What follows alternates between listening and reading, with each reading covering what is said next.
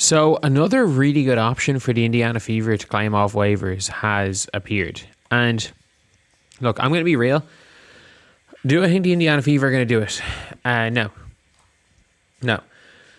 And I want to talk about this because it's very, very clear the Indiana Fever have what I would say are weak links that also don't do anything.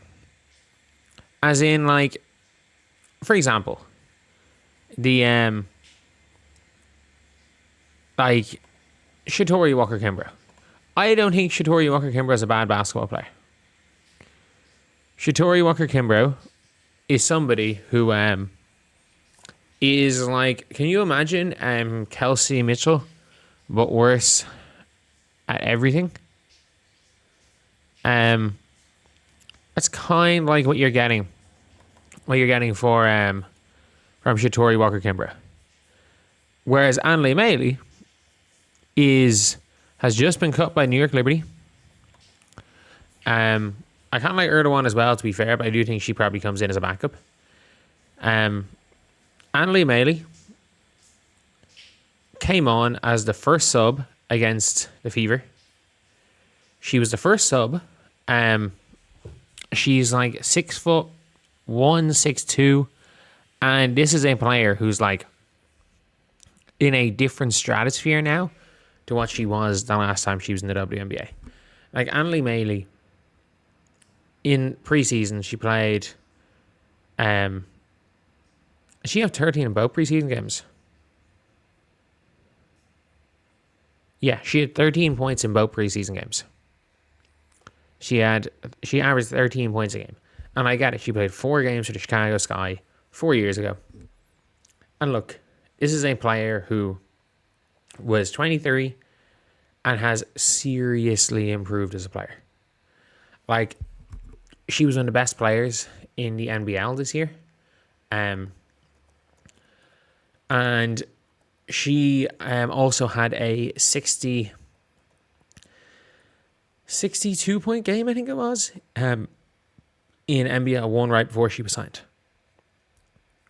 She is somebody who, 65-point game. She played three games in China this season and averaged 30 points a game. Yeah. She played for Perth, averaging 16 points a game. She went to China for a few games, averaged 30. She then played in the NBL 1 because she probably didn't think she was coming to the WNBA and scored 65 in a game. This is a player who is a late bloomer. And look, I'm not going to pretend that Annalie Mey is like the greatest player in the world. What I am going to say is that Annalie Mey is absolutely stylistically more useful than Shatori Walker-Kimbrough. She is more useful than Demira Stantis. And because the reason why I say that is I'm okay with MHA, Mo Billings, or Mikaya Timpson as a backup center. Demira Stantis is the worst defender in WNBA. Like, there are levels difference. There are levels of bad defenders.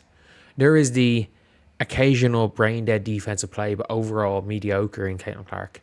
There is awareness horrific, but a good rebounder, or good at one aspect of defense, which is like KK and Alyssa Smith. And these are like tiers of bad defense. These are like the levels of bad defenders. And then there is, does literally nothing well on the defensive end of the floor. Doesn't rebound, doesn't run, doesn't have good positioning. That is Demira Stantis. She is the worst. Like, Demira Stantis needs to be shooting 40% from 3 to still to not be unplayably bad. She is still a net negative if she's shooting 40 from 3. To not be unplayably bad. Annalie Mey rebounds better than Dantas. She's a better shooter than Dantas. She can play a little bit as a guard. She can guard on the perimeter. She can guard the 4. She can run. She doesn't run like she's got lead bricks or like she's running with cement bricks on her feet. She doesn't move like she's in slow motion. If you look at Dantas running, she kind of runs like she's in slow motion. Like, Meili does none of that. And not only that, whatever about Dantas, you can make the argument that Dantas has a use, that she's 6'4" and can hit 3-point shots. There is no argument for Shatori Walker-Kimbrough. It is going to take Caitlin Clark and Raven Johnson and Ty Harris to be injured for Shatori Walker-Kimbrough to get into rotation. She's a player that literally only gave us good preseason minutes against the third stringers and Nigeria. She didn't even play well against Nigeria. I'm going to be real here. I'm going to be real. It is Annalie Mey. I don't even know if Annalie Mey is going to be the best player. And that's the worst part about this. And I know the FIFA aren't going to do anything. There's a reason why I'm constantly making these videos.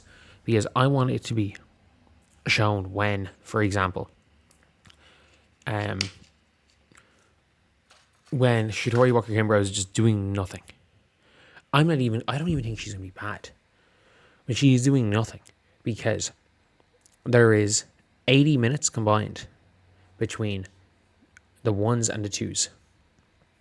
And 1 and 2, 1, 2, 3 on the floor, there's 120 minutes combined.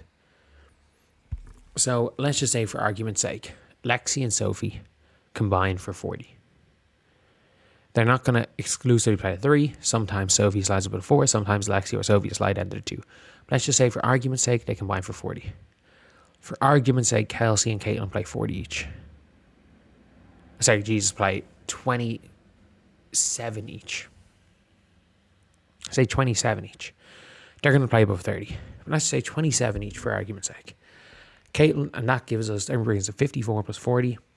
That brings us to 94.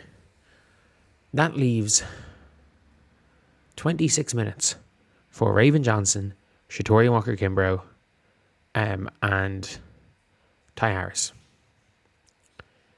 And 0 of those minutes are going to go to Shatori Walker-Kimbrough. And you also have to take into account that I've given those 26 minutes out, assuming that arguing Caitlin and Kelsey to average 27, which they won't. Let's just say they average what we expect to average, 32. They average 32 minutes each. And suddenly there's 10 minutes more gone. It means there's 16 minutes between Ty Harris, Walker-Kimbrough, and Raven Johnson. And you don't prep for a team based on your players being injured. You prep for your team based on winning, and if there's injuries, you adapt. And the funniest thing is that if you bring in Annalie Mey, what does that mean? You've got more depth at the 4. You've got an actual shooting 4 that can run. You've got more depth at the 3. And in a shock to everybody, you can move Lexi Hull or Sophie to the 2. That gives you guard depth. You don't need 75 undersized combo guards. Who would have ever thought? Who would have ever thought?